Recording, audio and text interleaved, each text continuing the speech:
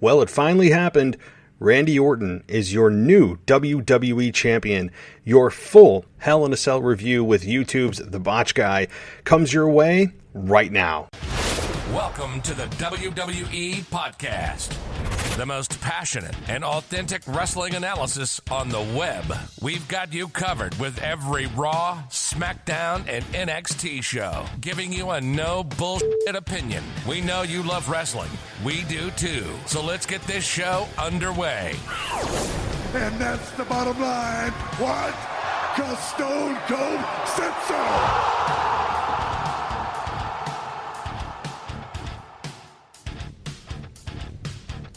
Hey everybody, welcome to the WWE Podcast, and welcome to your full Hell in a Cell review with YouTube's The Botch Guy. This is going to be a fun one. It was a blast talking with him, as always. His energy is unmatched, let me tell you that. You know, I'm more of a low-key guy. He seems to be a little bit on the other spectrum. That's a good thing, because he brings my energy up sometimes when I am starting to lose a little bit of that flair in my voice. He seems to bring me up, and that's a great thing. I'm glad to be talking to him tonight. One of the best YouTube has to offer in terms of wrestling content and authentic wrestling analysis and everything else that goes with it. So subscribe. If you don't know where to find him, again, YouTube, right? Search out The Botch Guy, click subscribe, and you're done. So you'll be doing yourself a favor, and I appreciate all the listeners who have come here to listen to us talk, and those that have come from his stream and coming here for the first time, welcome. This is going to be a collaboration for a very long time. I think that we mesh well, and I hope you guys enjoy the show. But we're going to get going in just a minute. I got a couple of voicemails to get into, but there's a ton to cover with the Botch Guy. And yes, Randy Orton becoming WWE champion, probably front and center, although there are many other stories coming your way that are of equal importance, I think, including the Roman Reigns deal, right? Roman Reigns and Jey Uso. The slowest match in terms of pacing in the last 10 years, but I explain why that's a good thing. And so there's so much to get to, and we're going to get to all of it, but let's get through these voicemails. I have a couple of left in the bank that I did not get to the other night, and I want to get to them now. And by the way, if you have a Hell in a Cell thought, review, rant, whatever it is, you got 3 minutes or less to do it, but you can call us, 518-952-0247. That's 518-952-0247. That's how you get in touch with the show. You can rant, whatever you'd like. Keep it PG, please. But that's really it. Talk about anything you want wrestling related. Okay, so let's get to that first voicemail right now. Hey, Matt. It's Jim in New York. Hell in the Cell is this Sunday, so for the third straight month, I'm calling to give you my reasons why I think Drew McIntyre is going to beat Randy Orton this weekend. I know you have a different opinion, but you did say you like getting those different opinions. So, reason number one, I think they're building McIntyre up to be the next guy. I compared this recently in one of my voicemails to the Batista Triple H program back in 2005, where Batista beat him 3 straight pay-per-views, ending in a Hell in a Cell. It really put Batista on the map, and I think they're doing the same thing here with McIntyre. Read somewhere a couple of days ago that Triple H basically said WWE is grooming Roman Reigns, and Drew McIntyre would be the next Hogan, Flair, or Austin Rock. And I know your recent podcast said you heard the same thing from Vince. So whether you, I, or any other fans agree with that or not is inconsequential. The fact is WWE believes that. So I think they're going with McIntyre. Reason number two, the draft. Raw drafted both McIntyre and Orton. They're my 2 favorite wrestlers, but even I'm done with this program. They have to end it at Hell in a Cell. I don't understand how they can have Drew give Orton opportunity after opportunity, and then Orton's going to win it and not have a rematch. Just doesn't make sense. If they do go with a rematch and Orton wins, then how do you follow up an ambulance match and a Hell in a Cell match with a regular wrestling match at Survivor Series of all places? So, you know they're going with a Raw versus SmackDown type thing. I think Drew versus Roman would be better.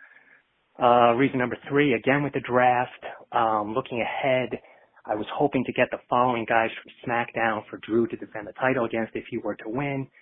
Bray Wyatt, Braun Strowman, Sheamus because of their history together, and AJ Styles. They didn't get one of them. They got all 4. And I know they're going with Bray as a face now probably, but to have the other 3, to me, is great for Drew. And number 4 is trumps all the other 3, and it's a tried and true reverse momentum theory. 4 Raws leading into the pay-per-view. The first one, Orton beats the crap out of the the Legends advantage Orton. Raw 2, they had a six-man match. Orton pins McIntyre for the first time in almost a year. That was the kicker for me. Raw 3, they were kind of just battling all over the arena. No real advantage.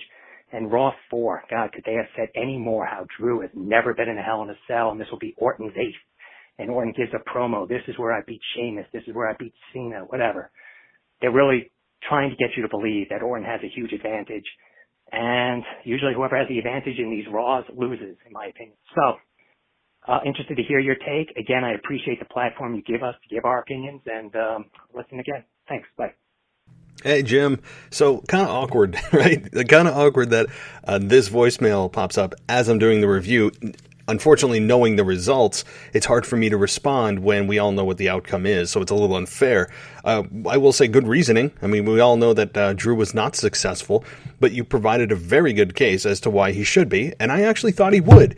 And, you know, I chose Randy Orton the last two pay-per-views to win, and then I go with Drew on the one that he loses. So I am 0 for 3 on picking the Randy Orton-Drew McIntyre matches in terms of who's going to win. So do not listen to me, or, you know what, just do the opposite of what I tell you, and you know that's what's going to happen as far as my predictions go. So, Jim, thank you again for your well-thought-out reasoning why Drew should retain and what signals WWE is sending us to tell us who they're going with, what guy. And you know what? I think Drew is still the guy.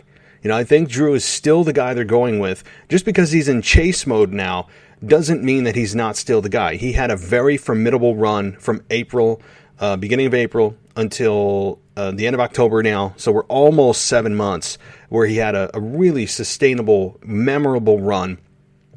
So I don't think there's anything to be taken away from that.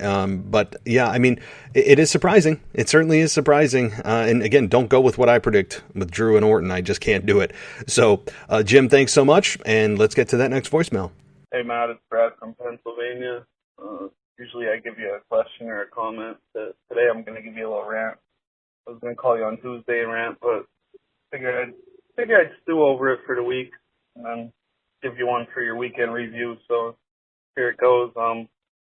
The draft, they completely ruined the draft already. I mean, you had Otis on Raw, clearly. I don't care if you had a mask on. And you also had the Riot Squad on Raw. Then for some reason, the faction that you built up for 2-3 months, maybe even longer, you had the Fiend squash the entire faction in 30 seconds flat. Dominic Dijakovic is done. He's buried. He's completely buried. You can take the mask off him, you can put a different mask on him, whatever you do, he's buried. He got tapped out by Bobby Lashley, and then 2 minutes later, he's getting the mandible claw by the Fiend. He's buried. The whole entire faction might as well be buried. I think it's a joke. They should cancel that, just like they canceled Raw Underground. Then, I hate seeing Lacey Evans being wasted. Then you put a tag team with her and Peyton Royce. So you broke up the Iconics to have Peyton Royce be in a tag team with Lacey Evans, which was super annoying the way they were trying to one-up each other. I just found it to be childish and annoying, not what I wanted to see, especially from someone I like, because I happen to like Lacey Evans. I think she's awesome in the ring. Her gimmick is horrible, but in ring, she's awesome. As a person, she's awesome. She did a cameo for my daughter. It was real cool. Made her day. But anyway, I hate seeing her being wasted. Let's see, where else could I even go? Since week in review, I could hit on some SmackDown, like the whole Lars Sullivan being back. I can't stand it. Don't even like to see him. I think they should put pants on him. He just looks weird with those underwear that say Lars. Just weird, especially when you have the thought of what he's been into. Never mind. I'm just going to move on from there. But yeah, I don't know. I love what they're doing with Roman. I think I've mentioned that to you before. Other than that, not really too happy about a lot of things that are going on. I like Drew and Randy, but I'm kind of tired of it. I've had enough, and I didn't really need to see them do battle before the pay-per-view. One thing I wanted to touch on, though, is the Bayley and Sasha Hell in a Cell match. A lot of people are commenting on it and what they think is going to happen, but don't forget. Hey, Brad. So, yeah, you reached that 3-minute mark, and that's why you got cut off mid-sentence. But thank you so much. Again, you just like the previous caller, you guys definitely put some thought into this. You know, you definitely have a passion for the product, and I do appreciate that because we share that same passion. That's why we're here. That's why we listen to wrestling podcasts. So thank you so much, Brad, from Pennsylvania. Hope everything is going well for you. I'm with you on the whole Retribution thing. I don't even need to get into that of how they were just buried on night one. I'm totally with you. Sasha and Bayley, well, again, it's a little unfair for me to pump these voicemails out knowing the result, but very curious to hear yours and Jim's, the previous caller, your thoughts on Hell in a Cell, because I really want to know, now that we know the results, now that we know the direction we're going, what do you think? What do you think about it? Right? So please call in and let me know. All right, let's get to that final voicemail. And then we're going to get to the Botch Guy and the full Hell in a Cell review. Good afternoon. This is Anthony. Hey, you like to go on rants and whatnot and talk about how logistically things just don't seem to, perpetuate and, turn into something that makes chronological sense, and this Retribution, I mean, come on. Well, that's it. That's all I got on Retribution. That's all they deserve. Love you. Bye.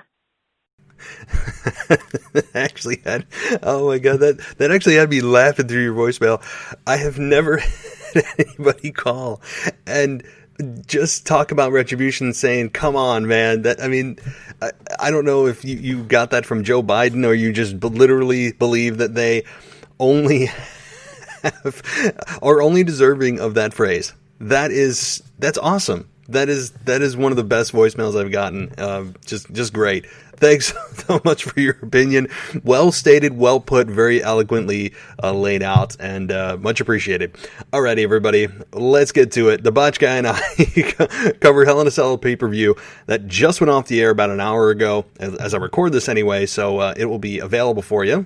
Well, probably when you wake up, right? Because you're listening to it now. So, all right, everyone. Thanks so much, and let's get to it. I'll be back on Tuesday with your Monday Night Raw review and kind of Hell in a Cell wrap-up, and then Wednesday's nostalgia, and the rest of the week is normal schedule. So let's get to it. Thanks, everyone, and I'll talk to you soon. All right, everyone. Welcome to the official Hell in a Cell review, and guess who's back? None other than the Botch Guy. We seem to be teaming up now for every single pay-per-view. That's probably will be an ongoing thing. He's one of the definitely most passionate co-hosts that I have on my co-host roster, so to speak. And it's great to have him back. If you haven't checked out the channel, I don't know what you're doing. You got to go. I've been telling you guys that for weeks and weeks. Definitely one of the most entertaining, passionate, authentic wrestling channels out there. So and fastest growing. So welcome back, man. Hey man, thanks. Thanks for putting me on the main card. I appreciate that, and and also that's a hell of an introduction, man. I think I might use that for one of my YouTube intros. But yeah, man, I appreciate it. That's really nice of you. Also, don't sell yourself short, man. This is probably the best WWE or unofficial WWE podcast out there when it comes to talking about wrestling.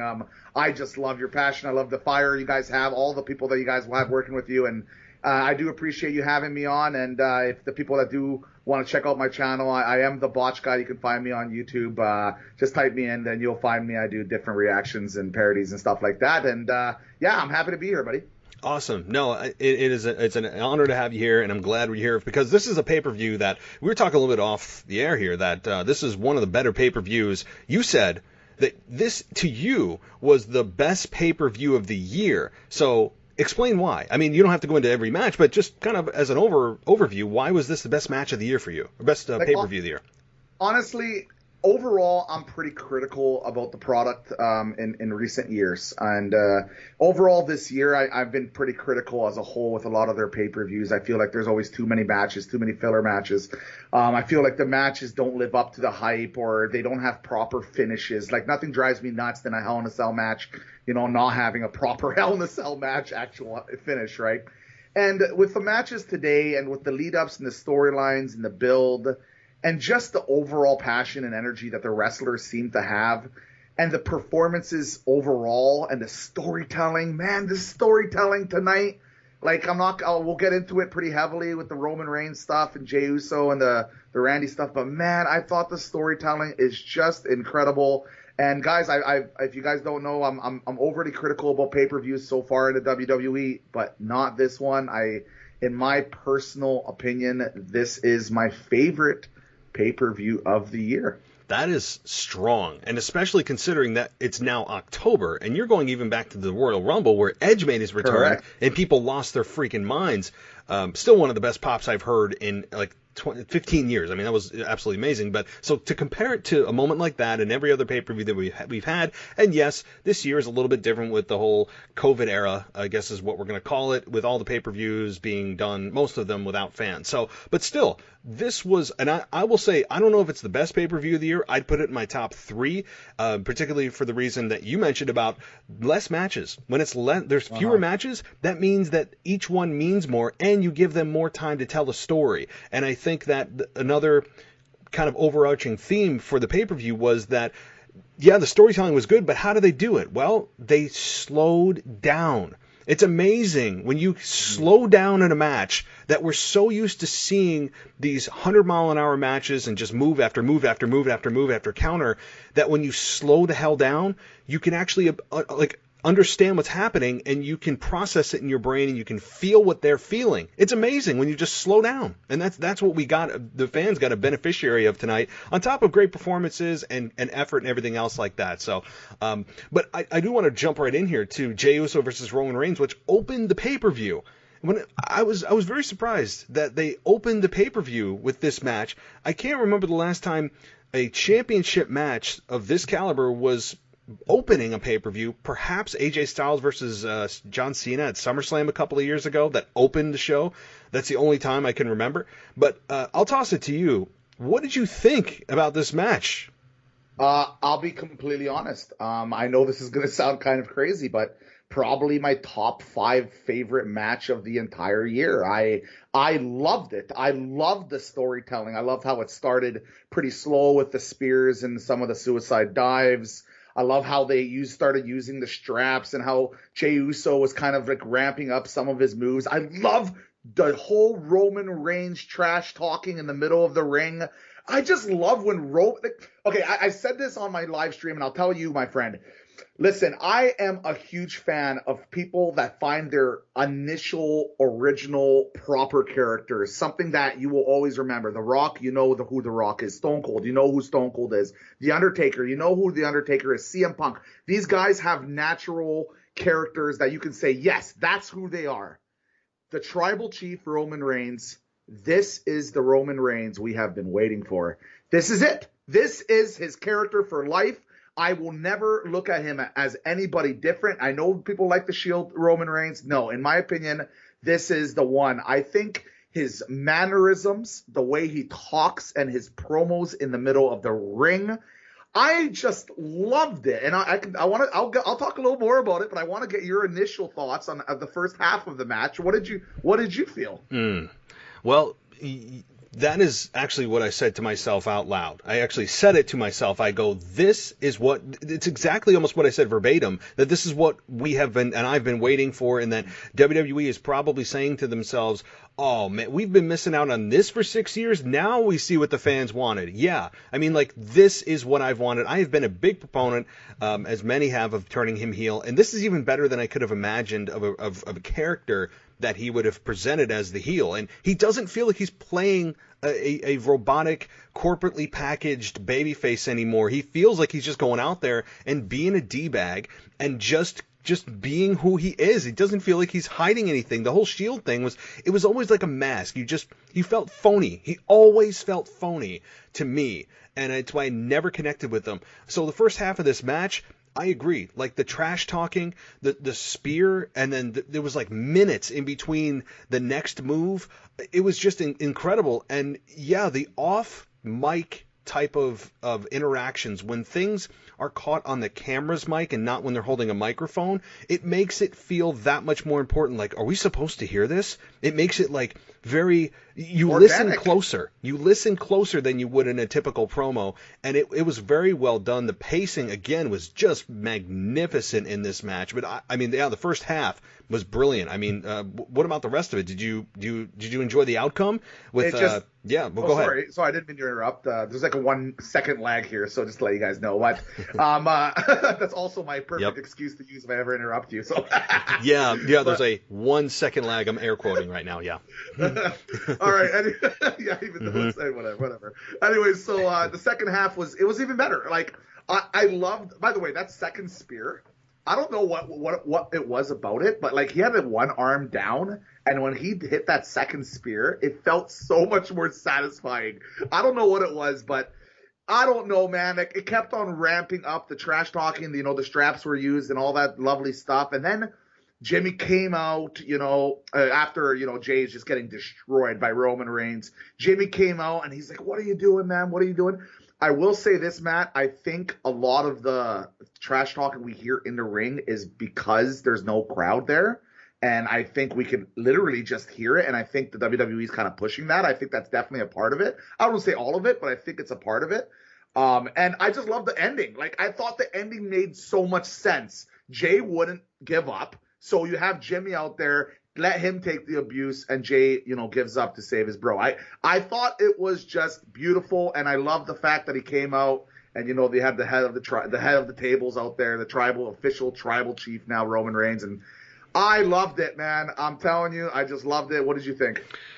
I really can't say enough about it, and it's amazing how we're praising this match so much when it's really not the moves that we're worried about. It's the story, and that to me is what the essence of wrestling is. Always the story. It will always supersede wrestling's moves and counters and all these crazy 450 splashes and suicide dives. This is what pro wrestling is, because it makes you feel something. The other kind of stuff is like fireworks. Like it's like, oh, what's the next one? What's the next one? What's the next one? Like it's not intrinsically satisfying. It's just very externally satisfying to most people.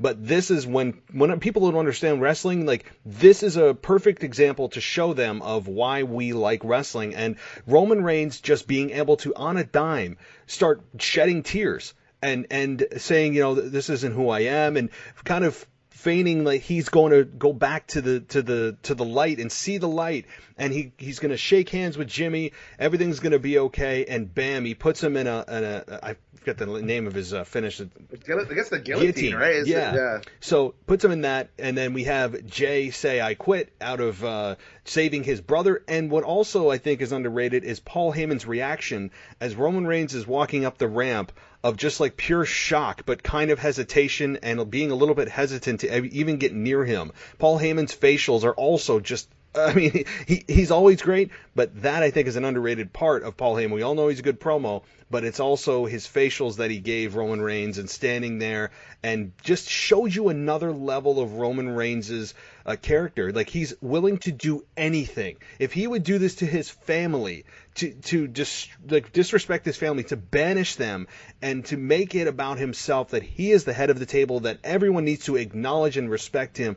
I mean, this was just damn brilliant from start to finish. I love this. And Matt, do you feel like Paul Heyman is, behind the scenes teaching him a lot of this, like, mannerisms and the way like the facials work and stuff like that? Because I feel, I don't know if it's just a heel turn character as a whole, or if Paul Heyman behind the scenes is be like, listen, if you do this, this, and that, like, you're just gonna elevate yourself to a new level. And we did talk off air here a little bit about the potential match in the future, potential absolutely colossal match. You wanna say it? Should I? Well, I mean, I've talked about it a little bit before here, but I don't know how The Rock doesn't somehow get involved at some point by WrestleMania. I know that people would say, oh, well, Drew McIntyre versus Roman Reigns is going to be the WrestleMania main event, and it very well may be.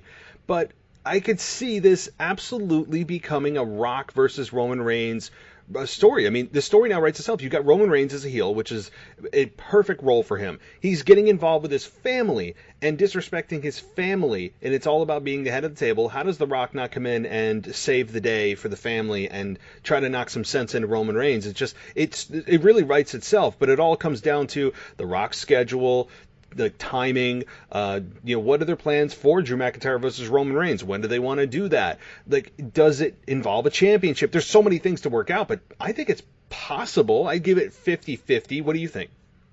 Oh, I'm praying. I don't know if it's going to happen, but I have never been so excited for a potential, actual, logical match in a long time. I don't know if it's going to happen, like you said, the scheduling and everything with Dwayne Johnson, but can you imagine the tribal chief matchup with the whole family involvement, and you have The Rock as a natural face going against now Roman Reigns, who, let's say it, he is a natural heel. And I think it would be some of the most ridiculous ratings the WWE needs so badly, because they have struggled a little bit recently. And I think it would just be insane, man.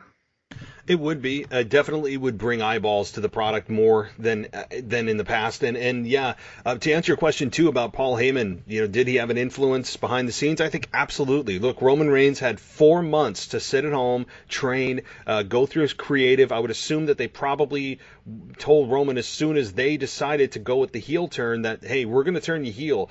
And Paul Heyman and you are going to be working on like a daily basis of, what is your character? What do you want to be? Long-term plan this. Look the part.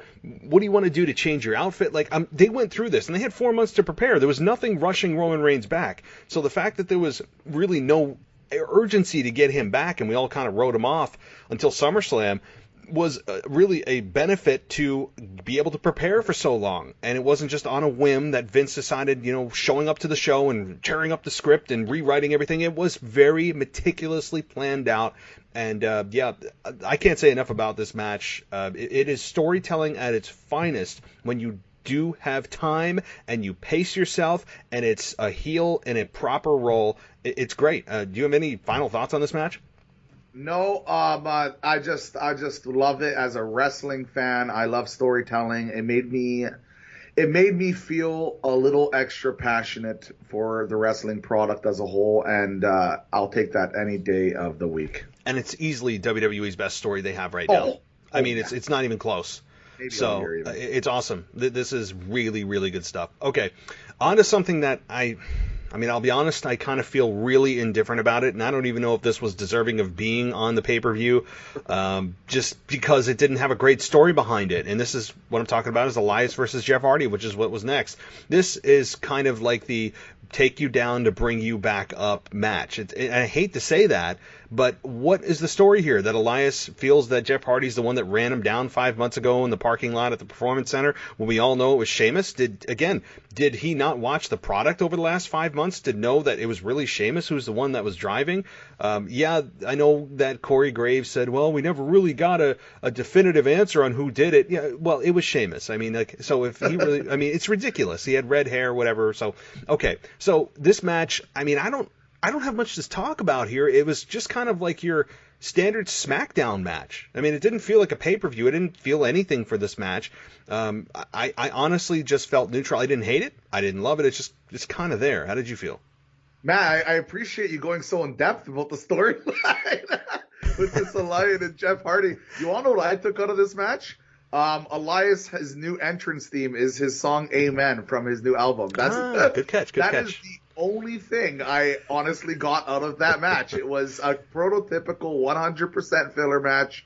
It's exactly what you said. It's a match to cool down before some more bigger matches, bigger spots. This was not one of my favorite matches on the card. But you know what? I feel like you do have to have some of these kind of calm matches before you kind of ramp up, because people will kind of lose interest if they're always at the high. You got to kind of go down, and that's exactly what it was. New entrance song. Wow, there you go. That tells you all you need to know if that's all you took from this was the new entrance song, and that WWE just continues to play on the whole Jeff Hardy gets DUIs and he had an alcohol problem, because we had Elias sing about it. I mean, there were some funny lines in there, but it's getting a little tired of them just constantly hammering home about Jeff Hardy. Yeah, we all know his DUI history, okay, but anyway, okay, moving on to something that is a little more substance, and that is The Miz versus Otis, where the winner gets the Money in the Bank contract. Before I say anything, you take this. What did you think? It's hard to talk about the actual match itself. I thought the match was fine. I didn't think it was anything spectacular. I thought it had a couple of fun little spots, but the more of the usual stuff we saw. I will talk about the main part of the match, and that was, yes, Tucker turns heel on Otis, hits him with the briefcase there, and the Miz is now officially the new Money in the Bank contract holder, and this is absolutely massive implications moving forward. I will say this, moving up on the storyline, I'm not sure, but honestly, I didn't personally like the way they set all this up. I thought it wasn't done all too well. I don't like the fact that this is how a Money in the Bank contract can actually get traded off. But you know what? Tucker turning heel, something that was talked about on this show, was talked about on my show, and it's something that we've been talking about. And it's nice to see him finally evolving that character. But what does Otis do now? Like, hey, Otis, so what do you think about this? Hey, Tucky, why'd you turn on me there? Where's my ham? All right. Anyway, so I knew it. Yeah. Go ahead. All right. So what do you think, man? What do you think about the big Tucker heel turn there? Agreed that the match itself doesn't really matter. And that I don't mean that disrespectfully to the guys, but it wasn't necessarily about the quality of the match. It was never about like, oh, they're gonna have a great match. No, it was just really a means to an end to get the Miz the Money in the Bank contract. They've been building this for 4 weeks, 5 weeks, it feels like, and they've been trying to get it off of him, of which I suspect it's from fan backlash, that they probably realized they made a mistake at the Money in the Bank pay-per-view 5 months ago. They didn't plan this from, 5 months from now we'll give it to the Miz. No, they just realized that they're getting consistently bad feedback from Otis from the fans, and there's no other reason. Do you mind if I interrupt you real quick? Yeah, go. I will say this. I personally feel they gave Otis the Money in the Bank contract, mostly because for some reason I don't think the people in the WWE thought this pandemic was maybe going to go as long as it has. Maybe they thought maybe it wasn't going to be as serious, and they thought there'd be a crowd back by the time Otis is pretty much ready to kind of cash it in, and I feel like it delayed it, and the fact that it delayed it, and obviously the world's still not quite there yet. I feel like they just said, screw it, we'll just give it to somebody else. It could be, it could be, but I would also say that, it's been 5 months. You've still got 7 months to go before you actually have to legally cash it in. You're not even halfway through the whole Money in the Bank requirement. So I think it could be partly that, but I think it is mostly fan backlash. Otherwise, fans would be excited. The WWE would not take a briefcase like that off of somebody that the fans were like, oh, I can't wait till he cashes in. Who is he going to cash in? Oh my God. Yeah, they would not kill it dead like that. But it could be very well the whole pandemic. A lot of things are probably the pandemic. But this match was, again, it's not about the match. Tucker turning heel was the big key here. Yes, The Miz got the briefcase, but to me, I think what's even bigger is Tucker turning heel, because he's the most relevant he's been. And I actually can see this making sense of why he did what he did, because Otis always made it about himself. He always has, he was the reason that he was the reason that they lost several matches. Without Tucker, which is what he said after the match, without Tucker, he would have not been able to get Mandy Rose. All these different things that Tucker made total sense, that it's always been about Otis. It's never been about the team. But to be fair, the heavy machinery has never even gotten a fair shake in the tag division. They split them up before they could even get a title opportunity. So this to me is Tucker finally gets the spotlight, where it takes it off of Otis. And I'm interested to see where they go with this, whether they put Tucker over or they put Otis over. I think will be telling when they have that match eventually. Oh, you have to put Tucker over, because if a person turns and he doesn't kind of go over with his new gimmick, I feel like it loses so much impact. I feel like, look at Retribution, for example. Oh my God, I can make like a 1 hour rant on Retribution. We'll probably talk about them a little bit later on in the stream, but I feel like Tucker has to be the one. I think Otis, he doesn't really need the wins now, especially with him not having the Money in the Bank. I think he's just a comedy character right now, and WWE kind of turned him into that. No, they have. I mean, I've spoken at that at length about how when Vince saw him as the funny guy, he saw him a big, his big tummy, and then they said, "Oh, how funny would that be?" Putting him out there every week in a women's tee and having him out there just shaking his belly and doing gyrations with his hips and all these things that it just completely delegitimizes him. I mean, you can do those things occasionally, and he was getting over organically without Vince, and then when Vince put his fingerprints on it, the fans were like, "Ugh, what is he doing?" Right?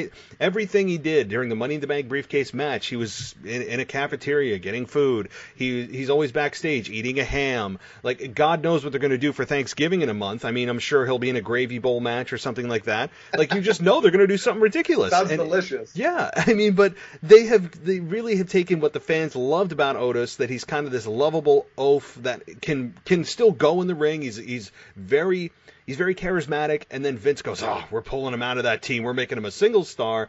And that's where the fans went, well, what Vince envisioned is not what I wanted. So now Otis has lost the girl to Raw. He's lost the Money in the Bank briefcase, and now he's lost his tag partner. So certainly he has had a big fall from grace. It's just... Otis, the character, I feel like the fans would get... he's definitely one of those characters that if you have a crowd...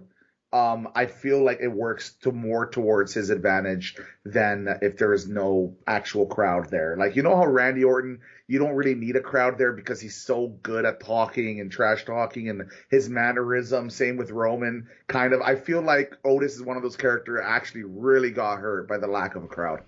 Fair enough. Yeah, I think he is one that his character really, really needs that fan interaction. Without it, yeah, I agree. I mean, I know they can pump in the crowd noise now, and they're loving being able to control everything that happens and how everything should be reacted to. So I can't wait till we can actually have, a few thousand fans in an arena and see what WWE's been up to and get a true reaction. Not from the NXT robot fans, not from the people at home that really don't have a voice, not from social media, which is not always a true indication of how fans are reacting in an arena. But anyway, so yeah, The Miz now has the contract. Final question on this match: who does he cash it in on? Because when you look at this, it's a heel Roman Reigns and a heel Drew McIntyre.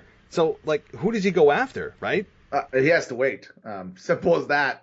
Unless he plans to lose, honestly, he has to wait because, like you said, there's two heels right now. It doesn't make any logical sense out of any of these guys. Maybe I'm thinking about after WrestleMania sometime, maybe do something fun like that with the cash in. But there's not really much to do with the Miz in the contract right now either, to be honest. And I feel like he just has to wait. I don't think it's going to be against either of these guys, in my personal opinion.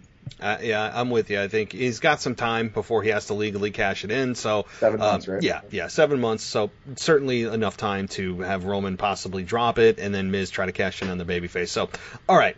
So beyond that, we then get another huge match here with Sasha Banks and Bayley inside the Hell in a Cell for the SmackDown Women's Championship.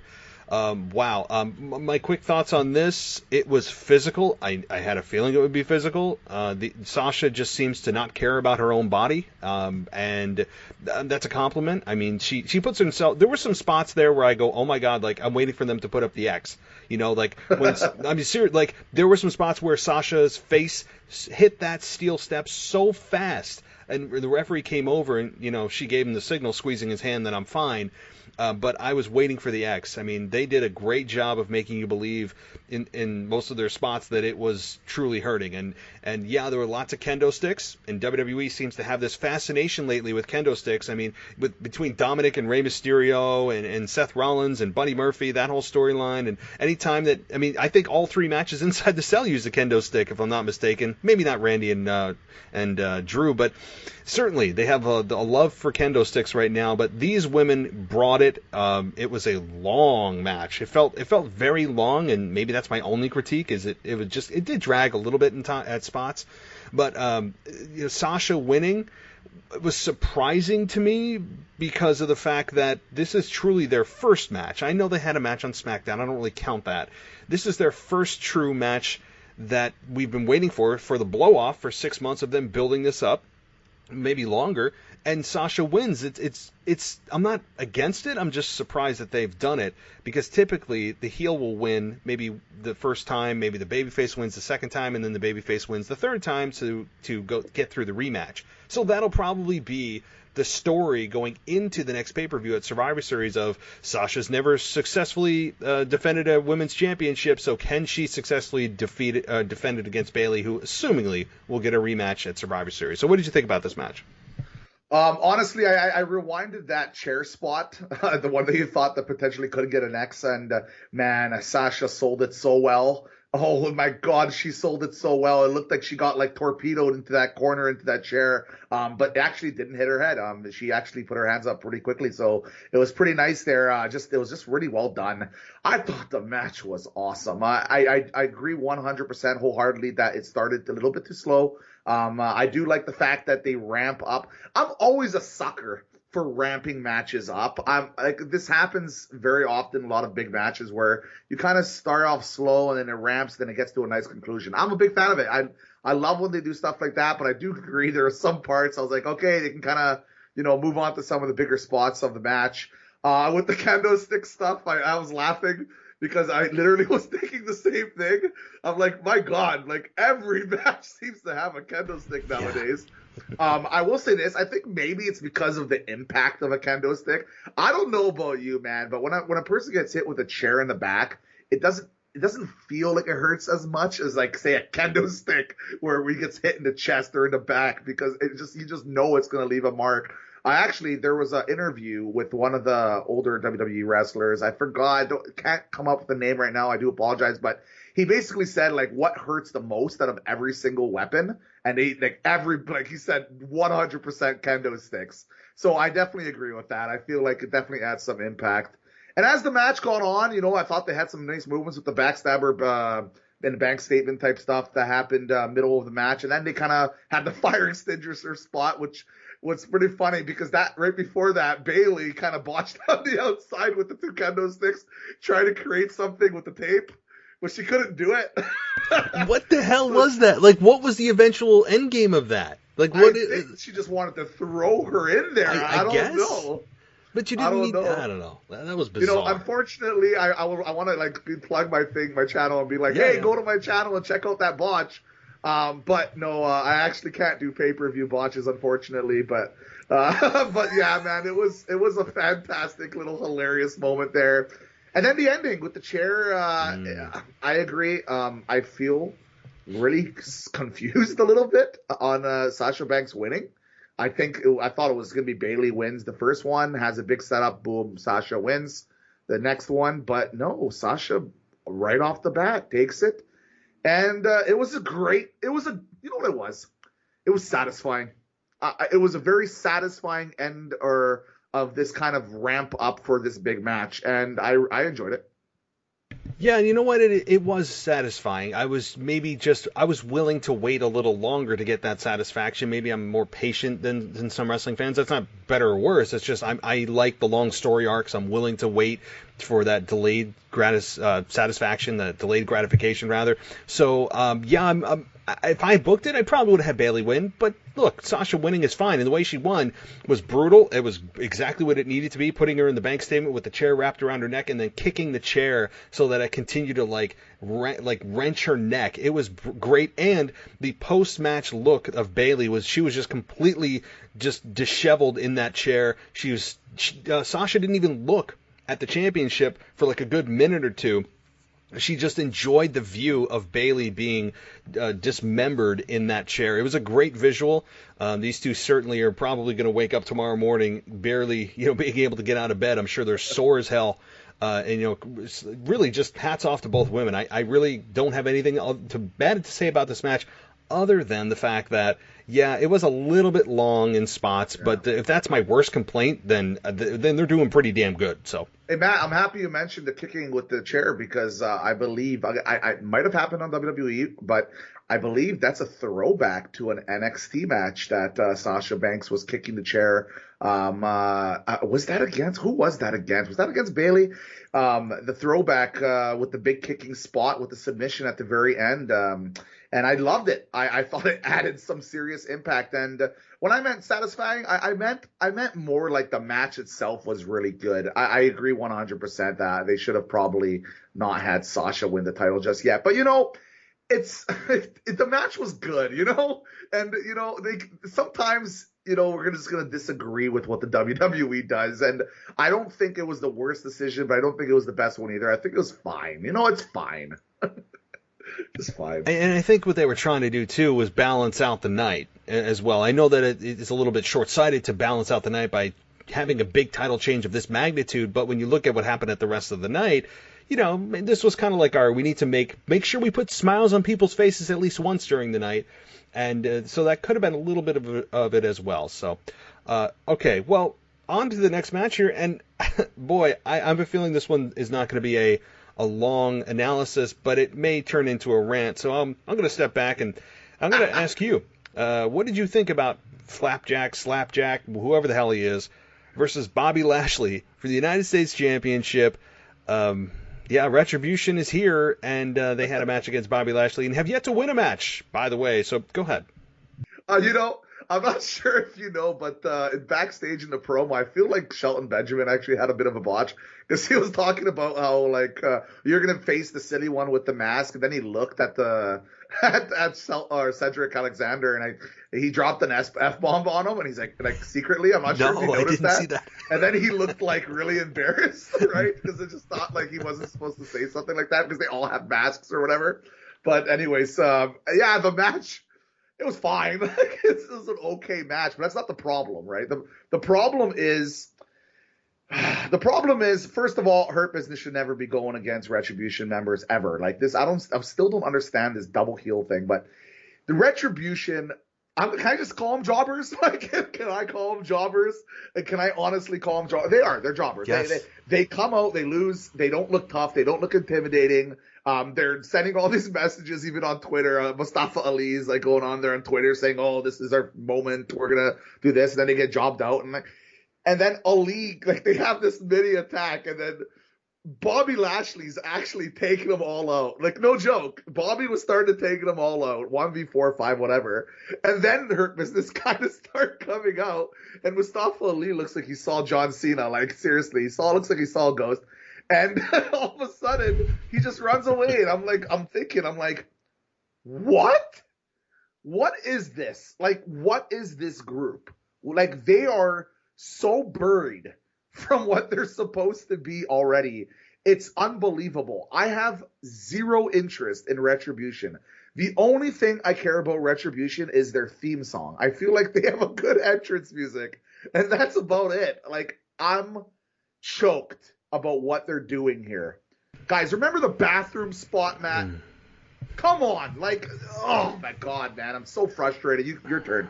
God. I'm really, and those that have been listening to me for a while, I'm going to really try not to go on the same rant that I've been ranting about for weeks and weeks now about this group, how it really makes no sense they're even here.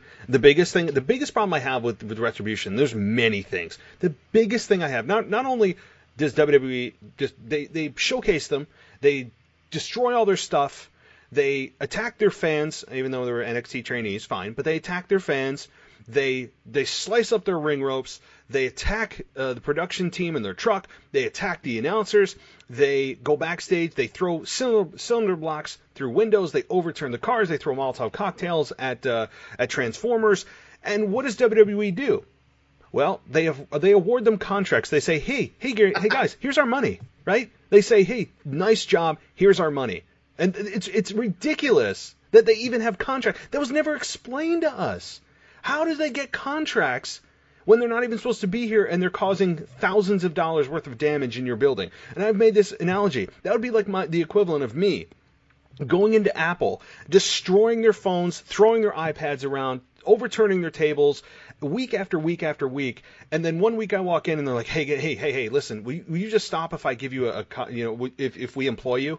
Like, it's that analogy. Like, it makes no sense. So, not only that does it not make sense for them to be here, but now they're not even giving it an effort for them to even try to make this a success. Because you have, on Raw, they lose their tag match, they get manhandled by The Fiend single-handedly, they have not won a match, and now Flapjack ends up losing to Bobby Lashley, and he almost took out Retribution on his own as well. This is the most haphazard, terrible execution of a group that I've ever seen in my life. The only bright spot is probably Mustafa Ali's promo that was on Monday night. Like, that was the only thing that made any kind of sense. And yeah, he's the hacker, fine. They wrapped up that storyline, which I guarantee was just oh yeah, that storyline's hanging out there. It kind of makes sense you'd be the hacker. Let's just wrap it up. But outside of his promo, I've really got nothing good to say about Retribution. It has been a complete flop and just a failure from the beginning of just somebody in the production meeting saying to Vince of this idea, and he's like, let's do it. And then Vince and somebody says, well, what's the end game? And Vince is like, well, I don't know. Let's take him on a ride. Like, that's probably what was done. And there was no thinking or long-term planning for this group, but I digress. Hey, let me say this, WWE podcast fans. True story, Revival actually finished a gauntlet match once with a flapjack as the finishing move. I'm just letting you know that. What? Yes, it fun did fact. happen. I think I made a video on it a long time ago, but it was super funny. By the way, no roll-up wins today, I don't think. I was very happy to see that, yes. Honestly, what else is there really to say about Retribution? They just booked them so terribly now, and I don't know how you recover. The only way I could see ever a way of them recovering is Mustafa Ali is not the leader, even though they kind of said he was, and have someone super legitimate as the leader, that's working even more behind the scenes. And when I mean super legitimate, I mean something that makes no sense, something like a Brock Lesnar or a Batista, or something that would at least legitify them a little bit, because right now, they're lost in space, to be honest. And by the way, where the hell are the rest of them? There was like 20 of them, and they kind of show up from here and there, but only 5 of them get contracts. I don't understand this. They're working the WWE Raw Underground, man.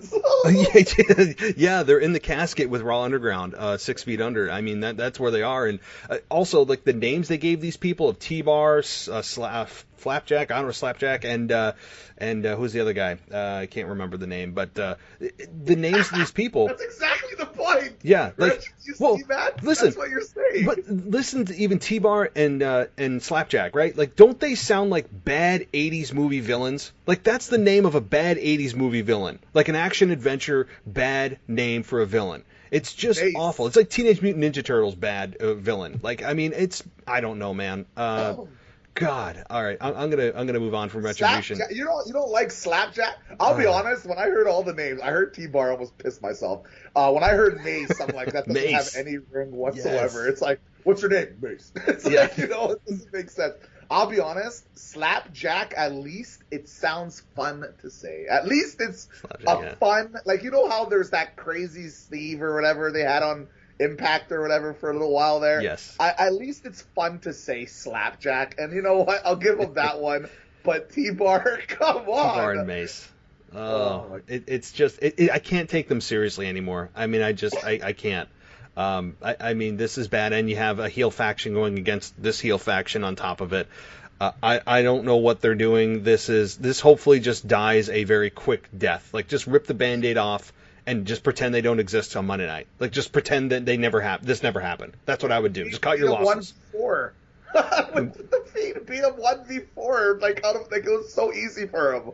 Like, it was like, who cares about Retribution? I know the Fiend is supposed to be a super villain, but my God, the Fiend took him out 1v4 in their Raw debut. And what's even crazier is if they were serious about this group, like they told us they were, then wouldn't that be a moment that you'd build to of the Fiend being surrounded by Retribution instead of just immediately having that happen? Like, that would have been a hell of a moment if this was executed correctly and the Fiend surrounded. What's he going to do? Can they actually take out the Fiend? Instead, we're just kind of like, well, the Fiend took them all out, so I guess that's that, and then they lose their tag match, and we all just think we're going to get, a WWE notification that tomorrow night or the next day that they all get future endeavored. I mean, like, that's That's the signal that they're sending to us with these individuals. But okay, let's get on to something a little more serious that doesn't make my blood boil. That's Randy Orton versus Drew McIntyre. Hell in a Cell match, number 3 of the night, for the WWE Championship. I'm going to take a breath, and I'm going to let you take this one first. Well, I'll say one thing. I thought it was hilarious, Randy Orton dressing up as a Retribution member to start off the fight. That was great. I thought the match had a pretty slow start. Again, I think this is a theme that with this pay-per-view, that they wanted to start off the matches slow and kind of ramp up. Again, I'm perfectly fine with that. I know other people don't really like that, but I've always been kind of fine with that. They had a couple interesting spots inside the Hell in a Cell, a couple of belly-to-belly suplexes. There was a countering of the RKO into a neck breaker. Then they had the whole him climbing up the whole beautiful, beautiful Hell in a Cell, and it had one of the most iconic. Seriously, I cannot oversell this enough. That shot with them both standing up there, kind of the side angle with the kind of Titantron type stuff that was happening up there in the red cage. I thought that was one of the coolest looking shots. That's going to be iconic. I don't know if it's not going to be iconic as it's an iconic match or anything like that, but I will always remember that shot. I thought it looked amazing with Randy Orton holding the red pipe there and Drew McIntyre putting his fists up. And I just love that they climbed up and they had something there. But the thing I didn't like was how fast they went down from there. It's like, oh, they got up there. And it's like, well, it's been like 2 seconds. We got our picture. Let's get down now. And then they had the little table spot on the outside, which I'm not a fan of that spot. Like, I've never been a fan of the half cage, kind of them throwing himself out. I much would have enjoyed a Randy Orton RKO onto that table from the mid spot. Like, Matt, let me ask you, before we continue on for the rest of it, did you not feel an RKO was coming? I thought it was coming. I was like, oh my God, here we go. But then I thought to myself, well, when is the last time Randy Orton took a truly truly tough bump? I mean, Randy Orton's notorious for just kind of doing what's required and kind of getting through the match because he's so good he can almost fall asleep in it and still be good. And I thought, I don't know if Randy's going to do it. It may not actually be super safe, although the table that they landed on was super padded on top. And to be fair, this was a very clearly staged spot, and it's not only from the padded table that was there, very padded, and I understand why. I'm all about safety for the guys, and that's fine. But they also had, the hand and footholds that have been in the cell for a while were very evident, and what made it kind of worse, what I haven't seen before, is where they were standing, they were perfect footholds where they would stand for that spot, so they didn't have to try to find their feet. I mean, it's like right there, I'm like, come on, guys. Like, I know they're making it safe, and it made it easy on them, and I'm all about that. But it just kind of took me out of the moment for that minute. But the spot on the table, Drew sold it well. He had the blood coming out of his mouth. That it wasn't overdone. It was just kind of like a chunk of blood. It was weird, but so. Answer that specific question. I was fine with that spot, but I was waiting for an RKO. Like, how they got up and they got down. Like, you're exactly right. I'm happy you mentioned the foothold thing, because I actually didn't see it in the old pay-per-views. So you have, so that has been a thing. Yeah, the holes they cut out in the Hell in a Cell, that's been there for quite a while. So they don't have to try to use the actual chain link mesh to climb, because their feet are so big. None of them are going to fit into each individual section of the chain. So they cut out foot and hand holds. Matt, I'm actually talking about more of. Did you see that little platform there? Yes, that's what I'm talking about. That is what I'm saying. They have not. I have not seen that before, and that's when I was like, oh, really? Like, do we need to see that? It's clearly a spot that they perfectly positioned them to go up exactly that side of the cell where there's only hand and footholds there, and then come down only where there are hand and footholds, and to land perfectly on the platform to land on a padded table. Like, it's so clearly a spot that they put in there, and I that's really the only complaint I have about it. It's just kind of like a little bit of a take you out of the moment type of thing. And Matt, personally, I thought when I saw those footholds, I was certain it was going to be an RKO, because I thought you need to have kind of leverage to do that kind of an RKO spot, where you need to kind of get like a little bit of a jump and kind of like position properly for it. So I thought that's why they had it. But then when they just did a normal kind of table spot, I was like fine. It looked fine. Everything was fine. It didn't make me mark out or anything. I did love the fact that they piped in Holy S. I'm not sure if I laughed. Yes. I love the piped in Holy S chants. Oh, I thought it was so funny. I was cracking up. I'm like, okay, that was cool. And they really piped in the audio there. Like they had a "This is awesome" in there. They really hyped it up, and it worked on me, I guess, because I was pretty hyped up. But then they continued to battle on the outside. Now, I will say when Drew McIntyre was kind of crawling, oh man, I loved it. I thought he sold it so well, the way he's slowly crawling and Randy Orton kind of slithering around like his little style he always does, the little Viper style. And I'll say this, when I saw that, I'm like, oh my God, Drew McIntyre is winning. Drew McIntyre is winning. It's going to be a Randy counter, right? Or a Drew counter into a Claymore, 1, 2, 3. I'm like, that's what's happening because, it was so slow and methodical. And then he had that beautiful reverse, and then eventually the ending spot happened. I thought, and then, yeah, of course, Randy Orton is now the champion, and caught me, even though I predicted Randy Orton winning, it caught me a little off guard because I felt like there were so many times where Randy could have won. It's like why this time? But I guess this was the final conclusion, and yeah, Randy Orton is your WWE champion. What's your thoughts on the rest of the match and the finish? So the rest of the match, I mean, yeah, it was good. I am 0 for 3 on predicting the McIntyre Orton matches because I had thought in the first two, I was like, Orton's got to win. He's on fire as a heel. Then I was like, he's got to win the ambulance match. No, he lost the ambulance match, and he lost again.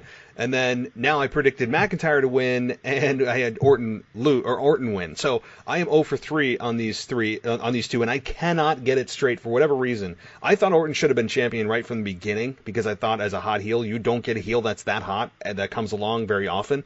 And for him to be champion, I think would have been fun for Drew in chase mode.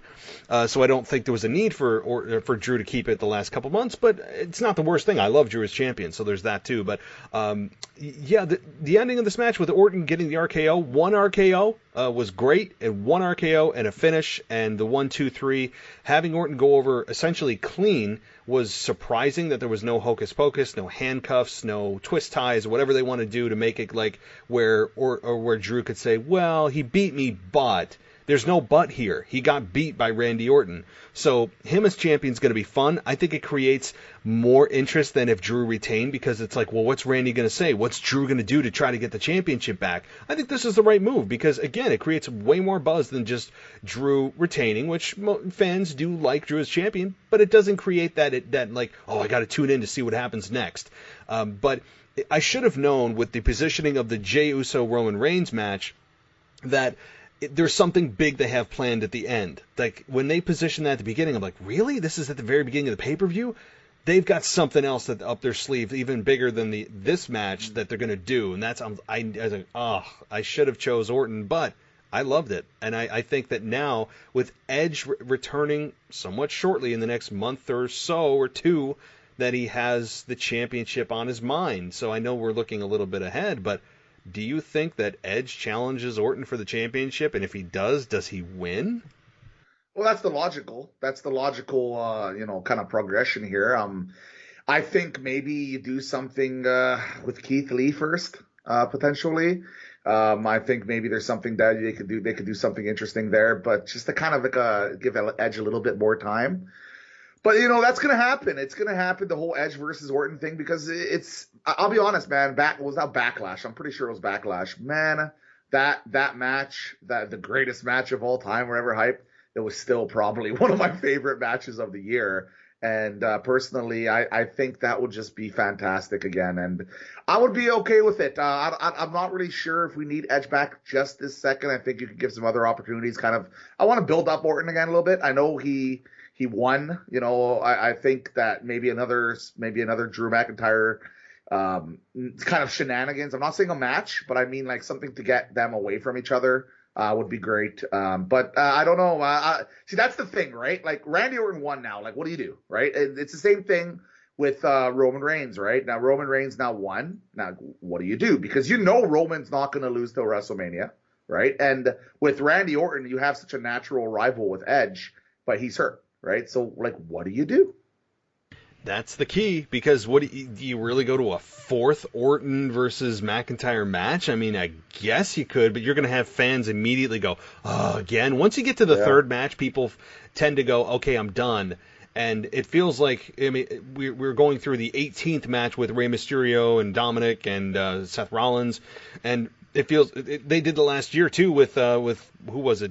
Baron Corbin and Roman Reigns. It felt like that match and that rivalry just never ended, and so I think fans get antsy around the third time where they're like, okay, 3 is like the magic number. You push to 4, people are going to start complaining. Even though Randy Orton and Drew, I think, do a very good job and they have great chemistry together. I don't know if you go to a fourth. Do they dare go to a fourth, or do they just throw it up in the air and go, well, it's Survivor Series time, guys. That means you need to care about red, you need to care about blue, and you need to care about black and gold, which I think they're going to do. But that's exactly, it is Survivor Series, right? And so that's kind of an out, right? It's kind of an out because, Survivor Series is the whole red-blue type thing, but it's not always a 1v1 type thing.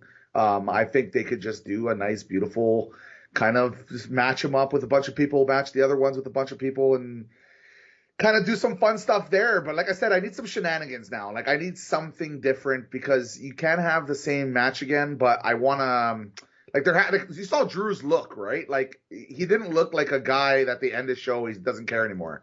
He looked like he was pissed off at Randy Orton because he lost. He wants to talk about Randy Orton again. So there needs to be kind of a step off point.